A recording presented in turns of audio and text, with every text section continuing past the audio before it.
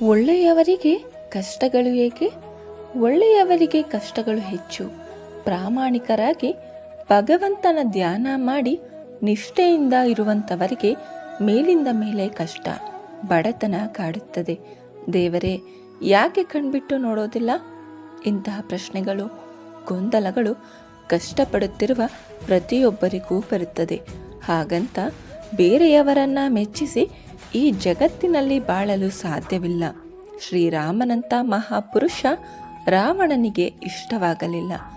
ಪರಮಾತ್ಮನಾದ ಶ್ರೀಕೃಷ್ಣ ಕಂಸನಿಗೆ ಶತ್ರುವಾದ. ಕೆಟ್ಟವರಿಗೆ ಎಲ್ಲ ತರಹದ ಅನುಕೂಲಗಳು, ಸುಖ ಸಂಪತ್ತು ಕೂಡಿ ಬರುತ್ತದೆ. ಕಷ್ಟಪಡುವವರಿಗೆ, ಪ್ರಾಮಾಣಿಕರಿಗೆ, ಬಡವರಿಗೆ ಸಂಕಷ್ಟಗಳು ಮೇಲಿಂದ ಮೇಲೆ ಬರುತ್ತಲೇ ಇರುತ್ತದೆ. ಯಾಕೆ?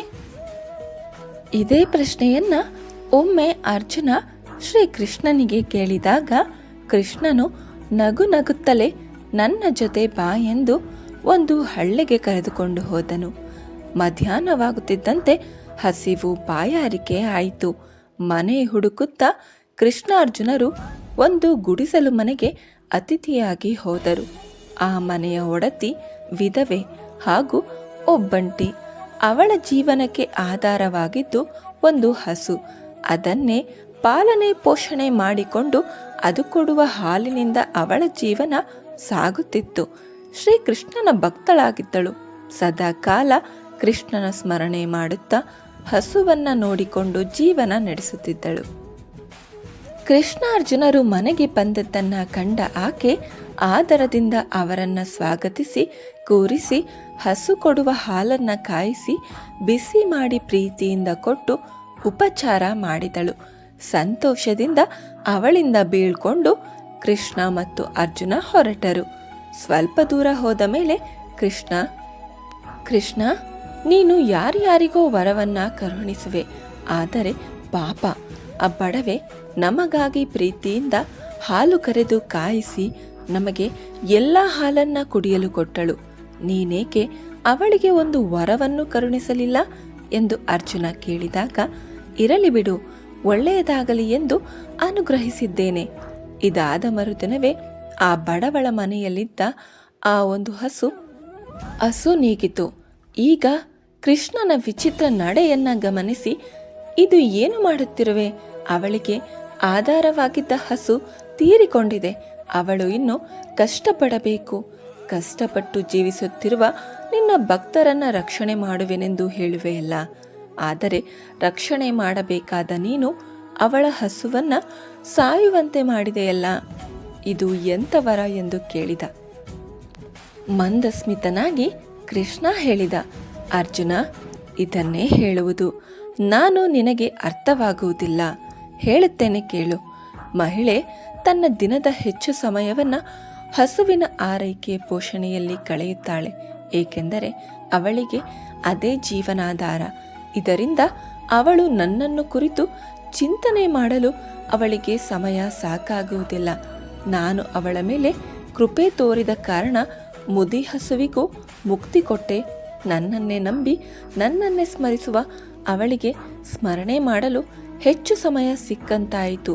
ನಾನು ಸ್ವಲ್ಪ ಕಾಲದಲ್ಲಿ ಆಕೆಗೆ ಈ ಭವಸಾಗರದಿಂದಲೇ ಬಿಡುಗಡೆ ಕೊಟ್ಟು ನನ್ನ ಸಾನ್ನಿಧ್ಯಕ್ಕೆ ಕರೆಸಿಕೊಳ್ಳುವೆ.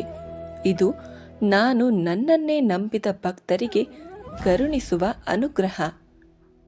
ಮತ್ತೆ ಅರ್ಜುನನು, ಕೃಷ್ಣ, ಒಳ್ಳೆಯ ಜನರಿಗೆ ಏಕೆ ಸಂಕಷ್ಟಗಳು ಎದುರಾಗುತ್ತವೆ ಎಂದು ಕೇಳಿದಾಗ, ನೋಡು, ಒಳ್ಳೆಯ ಕಾರ್ಯಗಳನ್ನು ಯಾವ ವ್ಯಕ್ತಿ ಮಾಡುತ್ತಾನೋ ಆತನು ಭಗವಂತನಿಗೆ ಹತ್ತಿರದವನು ಆಗಿರುತ್ತಾನೆ. ಆ ವ್ಯಕ್ತಿಯು ತನ್ನ ಹಿಂದಿನ ಜನ್ಮದ ಕರ್ಮಗಳನ್ನು ಬೇಗನೆ ಮುಗಿಸಬೇಕು, ನಂತರ ಮೋಕ್ಷ ಪಡೆಯಬೇಕು ಎಂದು ಭಗವಂತನ ಇಚ್ಛೆಯಾಗಿರುತ್ತದೆ. ಅದಕ್ಕಾಗಿ ಅವರಿಗೆ ಮೇಲಿಂದ ಮೇಲೆ ಕಷ್ಟಗಳನ್ನು ಕೊಟ್ಟು ಹಿಂದಿನ ಜನ್ಮದ ಪಾಪ ಕರ್ಮ ಫಲವನ್ನು ಕಳಿಸುವುದೇ ಅದರ ಉದ್ದೇಶವಾಗಿರುತ್ತದೆ. ಕೆಟ್ಟ ಕೆಲಸವನ್ನ ಮಾಡುವ ವ್ಯಕ್ತಿಗಳು ಭೂಮಿಯ ಮೇಲೆ ಇದ್ದು ಮತ್ತಷ್ಟು ಪಾಪಕರ್ಮಗಳನ್ನು ಪಡೆಯುತ್ತಾರೆ. ಆದರೆ ಈ ಜನ್ಮದಲ್ಲಿ ಬರುವ ಕಷ್ಟ ಕಾರ್ಪಣ್ಯಗಳನ್ನು ಸಹನೆಯಿಂದ ಎದುರಿಸಿದ ವ್ಯಕ್ತಿಗೆ ಮೋಕ್ಷ ದೊರೆಯುವುದು ಖಂಡಿತ. ಆದ ಕಾರಣ ಒಳ್ಳೆಯ ವ್ಯಕ್ತಿಗಳ ಕಷ್ಟಗಳೆಲ್ಲವೂ ಹಿಂದಿನ ಜನ್ಮದ ಕರ್ಮಗಳೇ ಆಗಿರುತ್ತದೆ. ಈ ಪ್ರಪಂಚದಲ್ಲಿ 3 ತರಹದ ವ್ಯಕ್ತಿಗಳು ನಮ್ಮ ಸುತ್ತಲೂ ಇರುತ್ತಾರೆ. ಅವರಲ್ಲಿ ಮೊದಲನೆಯವರು ಜೀವನದಲ್ಲಿ ಹೆಚ್ಚು ಕೊಡುವವರು ಆಗಿರುತ್ತಾರೆ.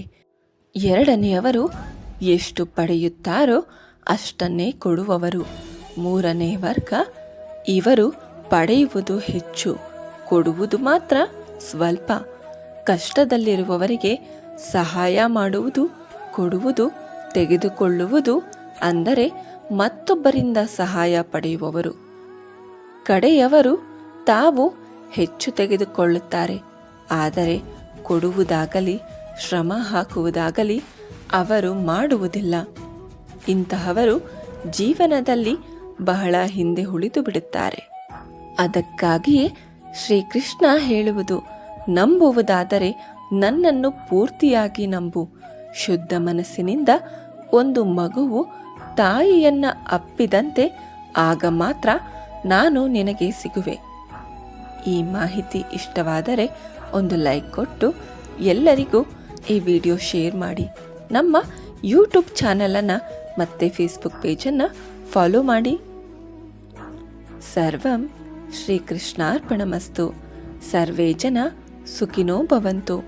ಧರ್ಮೋ ರಕ್ಷತಿ ರಕ್ಷಿತಾ.